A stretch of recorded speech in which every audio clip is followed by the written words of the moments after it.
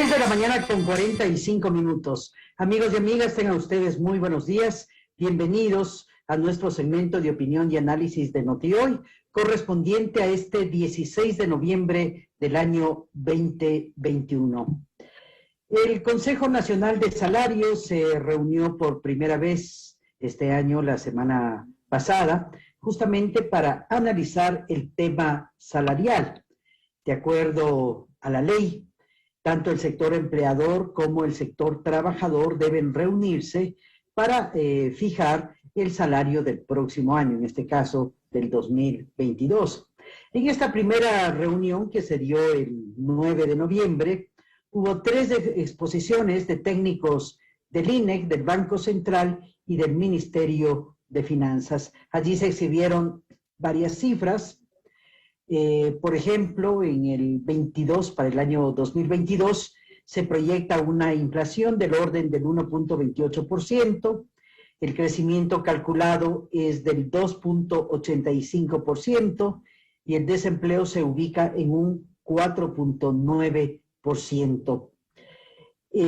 ¿Cuáles son las propuestas o cuáles son esos ejes fundamentales en los cuales debe sustentarse la propuesta que realicen los sectores? Lo vamos a analizar con nuestro invitado, el ingeniero Rodrigo Gómez de la Torre. Él es el representante del sector empleador. La semana pasada habíamos dialogado con el sector, con el señor Edgar Zarango, que es el representante del sector de los trabajadores. Ingeniero Rodrigo Gómez de la Torre, bienvenido, buenos días. Entendemos que la fijación del salario deberá hacerse con una fórmula. Se ha registrado, entendemos, un crecimiento económico, pero aún parecería ser no llega el país a los niveles de la prepandemia. ¿Cuáles son las consideraciones que deben hacerse en el análisis? Ingeniero, bienvenido. Buen día. Muy buenos días, Carmen. Buenos días a todos los radioescuchas y quienes nos miran a través de las redes. A ver, creo que es importante reconocer que la ley determina que la variación, y es importante esta palabra, la variación del salario se la debe realizar una vez al año en base a las reuniones que se mantengan a través del Consejo Nacional del Trabajo y Salarios. La ley, de igual manera, como órgano superior, determina que de no llegarse a un acuerdo en el Consejo, lo que deberá marcar la pauta es la inflación proyectada para el año siguiente, que bien lo ha mencionado, se determina en 1.28, de acuerdo a las cifras que nos han entregado. De igual manera, en el año 2020 se emitió un acuerdo ministerial con una serie de fórmulas, es una fórmula bastante compleja, con una serie de variables. En estas variables sí se considera crecimiento. También se consideran unos ponderadores con respecto a qué es lo que sucede con el empleo pleno, qué es lo que sucede con la informalidad, qué es lo que sucede con un aspecto crítico que lo venimos anunciando desde hace años.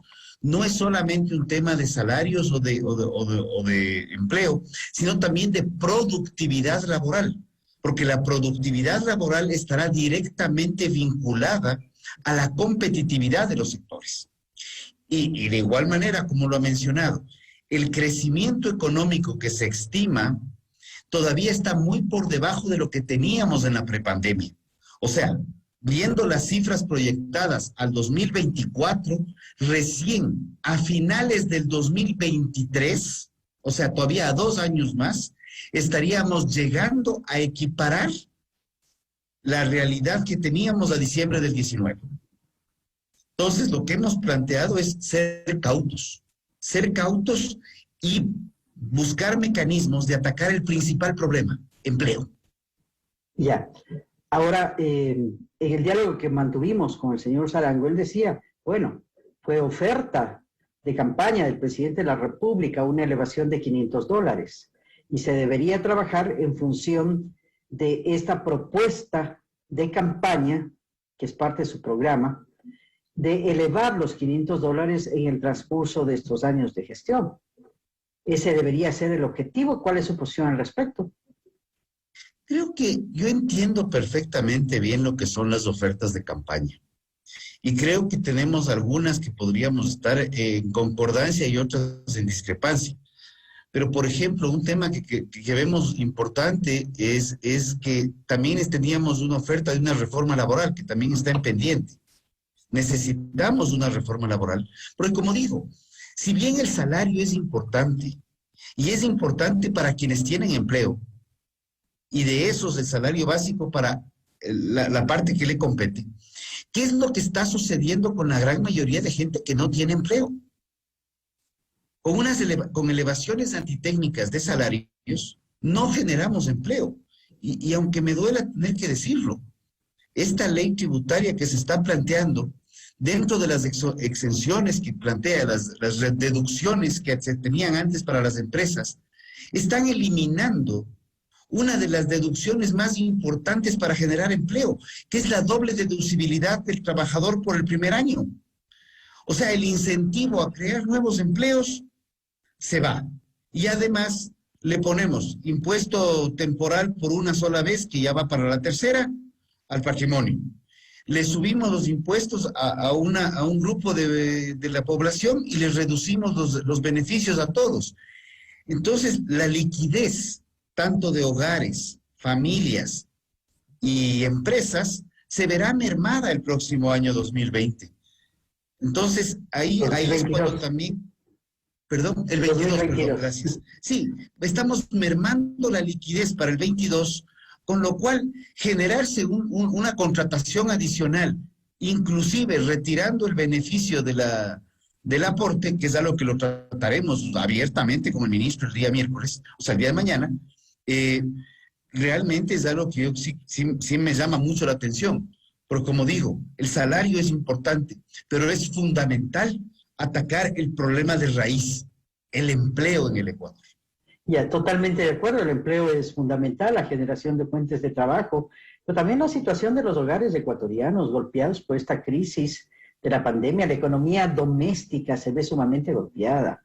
Y si hablamos de se proyecta una inflación de un poco más del 1%, también hay ahí una pérdida en el poder adquisitivo de los hogares ecuatorianos. ¿Cuál sería el camino y el punto de equilibrio, ingeniero de la Torre?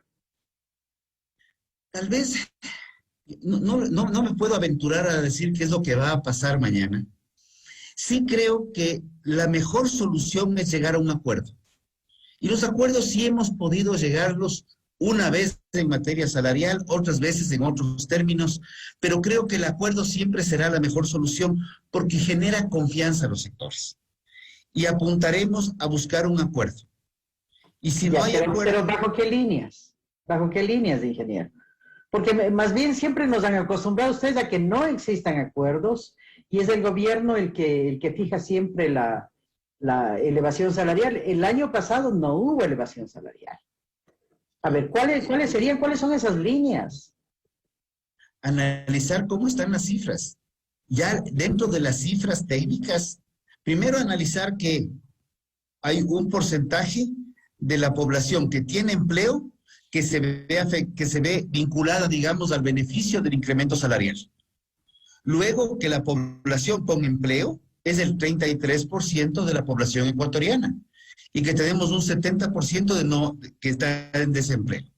O subempleo o empleo no adecuado. Dos, que las proyecciones de crecimiento económico todavía están bastante contraídas entre lo que se esperaba inicialmente. Como digo, vamos a esperar hasta el 2023 para igualarnos al 2019. Se están analizando todas las alternativas. Hemos visto inclusive un problema curioso.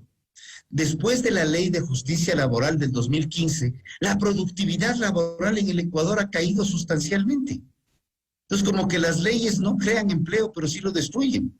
Y destruyen competitividad, de lo que podríamos estar coligiendo del mismo tema.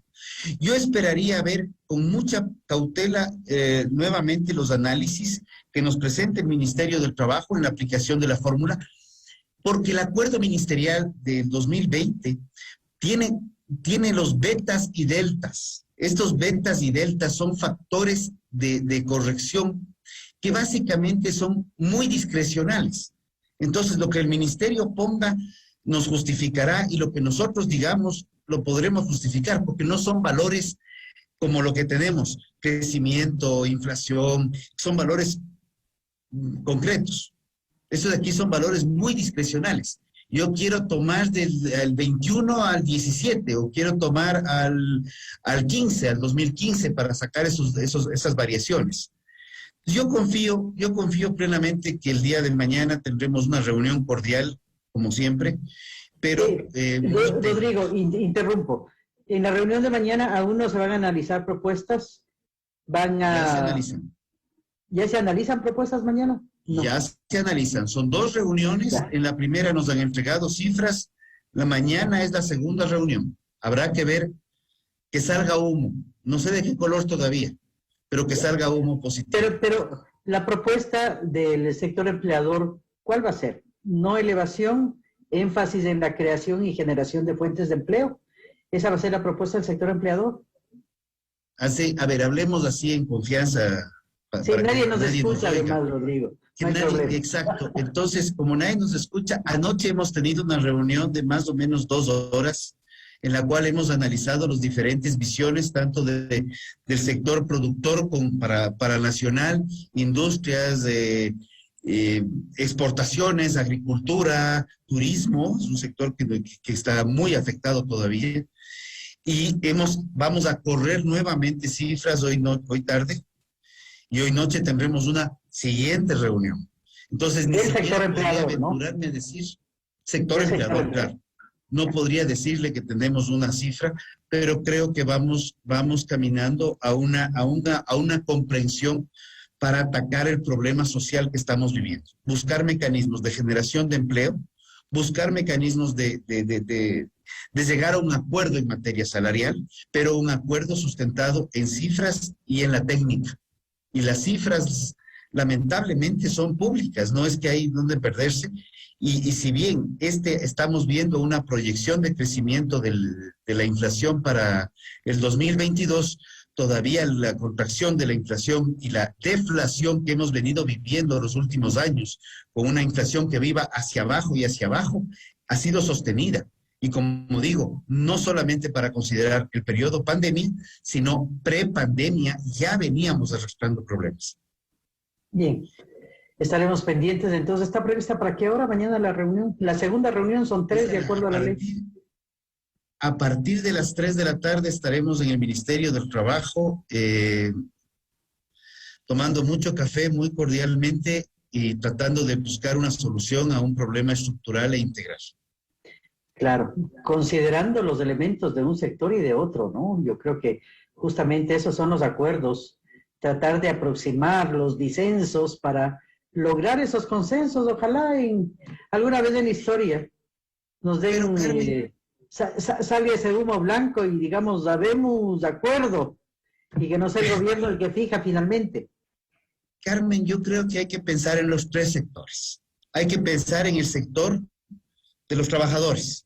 Hay que pensar en el sector de los empleadores, pero la gran mayoría de la población es el sector de la gente que no tiene empleo.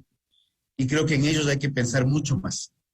Por ende, claro, el debate es muy complejo. Así es, pero hay que pensar paralelamente, ¿no? Entre los que no tienen y entre los que tienen, pero que han sido golpeados también.